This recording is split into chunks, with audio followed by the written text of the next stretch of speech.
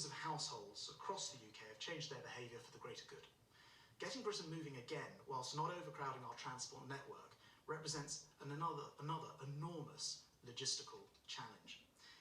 Yet, this is a problem which presents a health opportunity too. An opportunity to make lasting changes that could not only make us fitter, but also better off, both mentally and physically, in the long run. During the crisis, millions of people have discovered the benefits of active travel. By cycling or walking, many have been able to appreciate this remarkably warm spring, whilst sticking to the guidelines. In some places, there's been a 70% rise in the number of people on bikes, whether that's for exercise or necessary journeys, like stocking up on food. So whilst it's crucial that we stay at home, when the country does get back to work, we need to ask those people to carry on cycling and walking, and for them to be joined by many others as well. Otherwise, with public transport capacity severely restricted, more cars could be drawn to the roads of our towns and cities, and they would quickly become gridlocked. We also know that in this new world, pedestrians will need more space. So today, I'm announcing a £2 billion package to put cycling and walking at the heart of our transport policy. To set out how we deliver this, we'll bring forward a national cycling plan for publication in early June, in line with the statutory cycle and walking investment strategy to help double cycling and increase walking by 2025. The first stage, worth £250 million, is a series of swift emergency interventions to make cycling and walking safer. Pop-up bike lanes, wider pavements, cycle and bus-only streets, all examples of what people will start to see more of.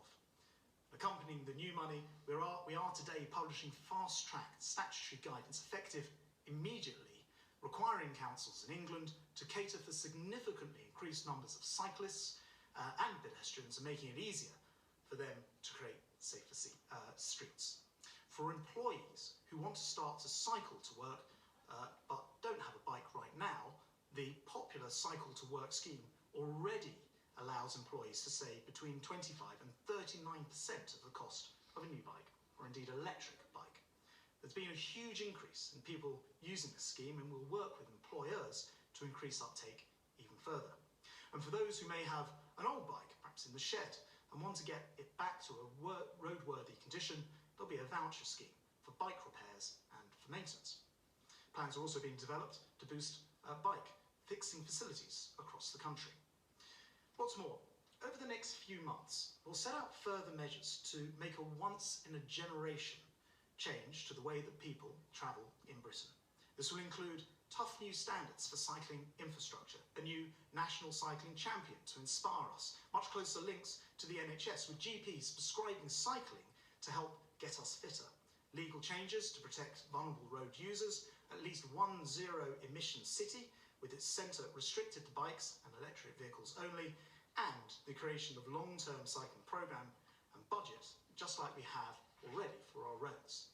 There's clear evidence, not least from the time that the Prime Minister was Mayor of London, that making streets safe for walking and cycling is good for retailers, good for business, and very healthy for the economy. And in making these changes, our national recovery can also become a green recovery as a result. One of the few positive benefits of this crisis is drastically better air quality, the health benefits that brings. More than 20,000 extra deaths a year in the UK are attributed to nitrogen dioxide emissions. We want to try to preserve this cleaner air.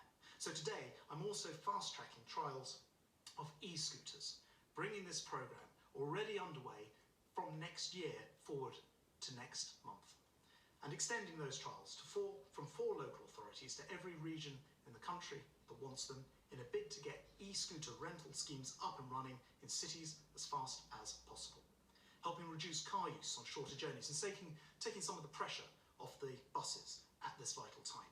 These trials will help us assess the safety benefits together with their impact on public spaces.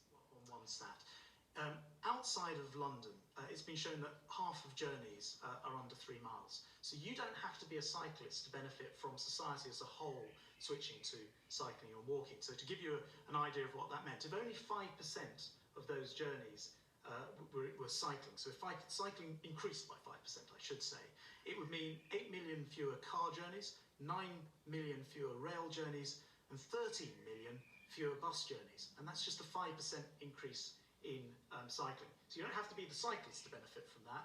And that's why I was saying in my comments, I very much like people to be thinking about alternative and active forms of transport today in order to protect the total amount of public transport that will be available once you include social distancing within it.